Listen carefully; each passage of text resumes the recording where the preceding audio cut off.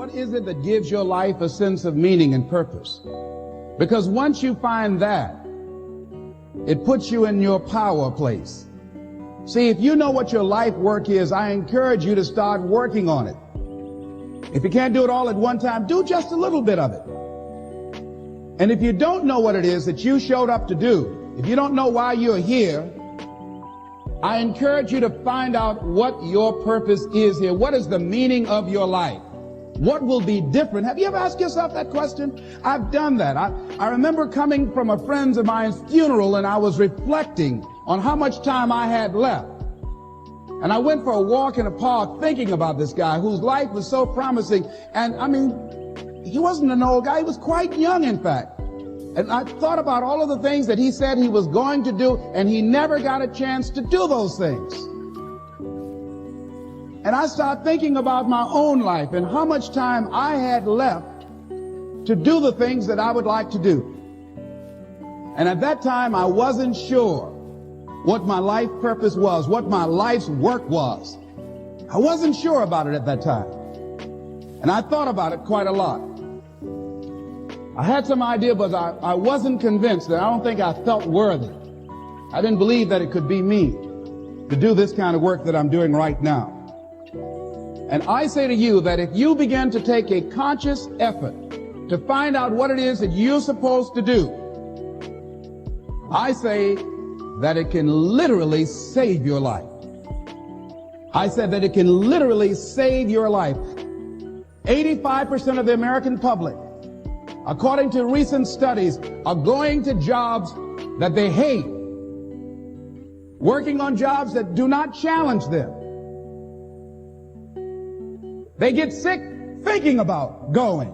Because, see, when you go to a job and you already know how far you can go, you can already see that proverbial glass ceiling.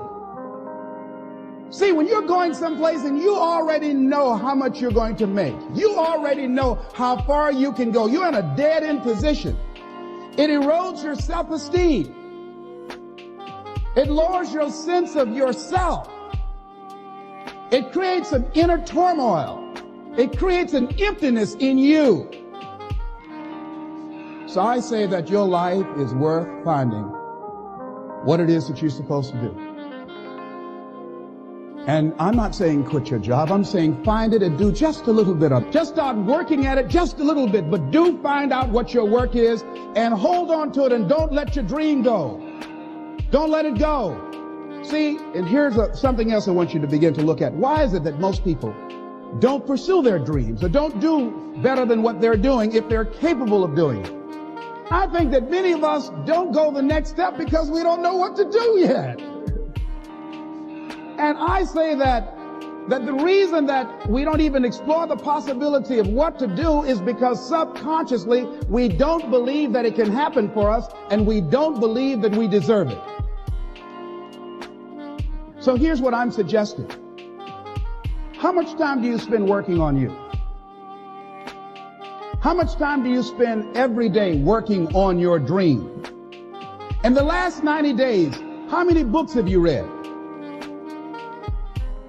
In the last year, what new skill or knowledge have you acquired? What kind of investment have you made in you?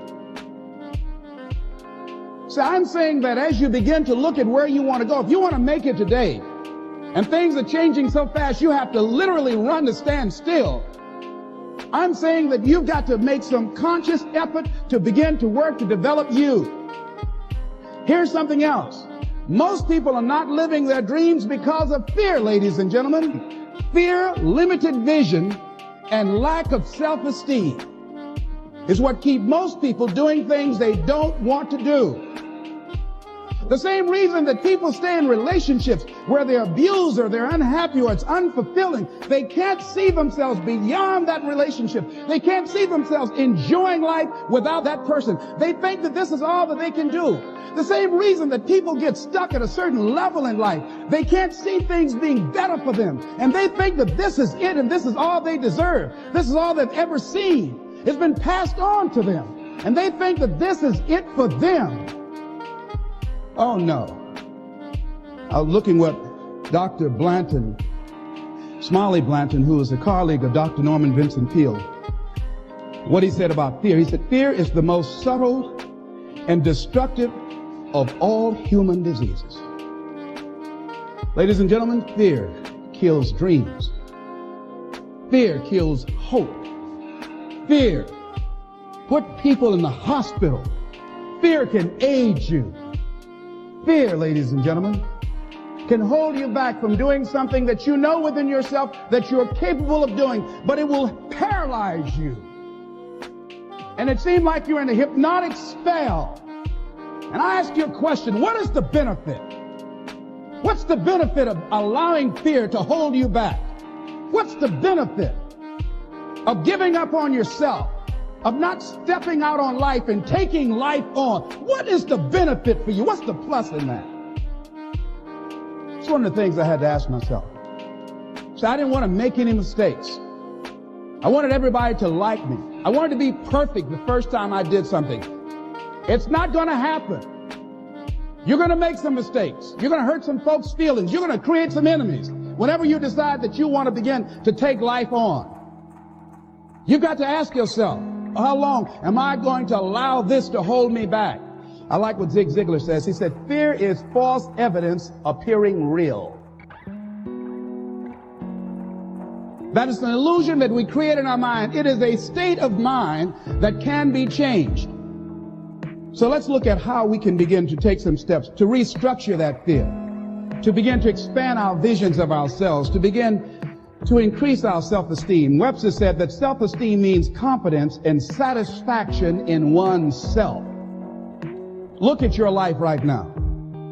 Whatever you've done up to this point in time, your life is working. Whatever you have produced, it came out of you as a result of the kind of person that you have become. It's a result of your choices. It's a result of your consciousness. Now you have to ask yourself, are you satisfied with what you have produced? Is this what you want? Would you like for things to be better than this? Do you believe that you deserve better than this? Or are you content? This is it. You don't have to do anything else. That you'll already resign yourself in life and say, well, I'm happy. I'm not starving like the people in Calcutta. Are you allowing yourself to get off the hook like that? Or do you believe somewhere in the back of your mind or in your heart that there is some other great work for you to do? There's something else that life has for you. And that's why you're here. How do we handle this fear factor? How do we increase our self-esteem? You have to begin to fortify yourself. How do we do that? I believe that you have to begin to consciously monitor your inner conversation and start talking to yourself. Start building yourself up. Sometimes the only good things you will hear about you are the things that you say to you. So I'm saying learn to be your own booster. Start building yourself up. Start encouraging yourself. Start saying, I can do this. I can make this happen. When I started thinking about becoming a speaker, I said, yes, I can do this. I can make this happen. When I start trying to convince myself I can be a businessman after flopping and failing and losing thousands of dollars and feeling stupid and dumb and having people take advantage of me because of what I didn't know. I had to talk to myself because people were saying to me that I was dumb. And somewhere in the back of my mind, I was saying, you're right. Look at what I've done. I had to say, no, Les. Hey, come on, man. Get yourself together. You can handle this. You just haven't figured it out yet. It's all right. This is your training period. This is the tuition you have to pay for what you don't know. You can do this. Other people have done it. It doesn't take an Einstein. Get you some people that can teach you some stuff that you don't know. Get you some people that have done it successfully and learn from them. Take some seminars, workshops, read some books on how to manage a business. Change the way you see yourself and begin to tend to the personal details. Understand that nobody's going to take care of your business better than you. And when I start changing that kind of mindset of beating myself up because of my mistakes and start looking at the possibility of my doing better, of my making the adjustment that would enable me to do what I want to do successfully, things begin to change.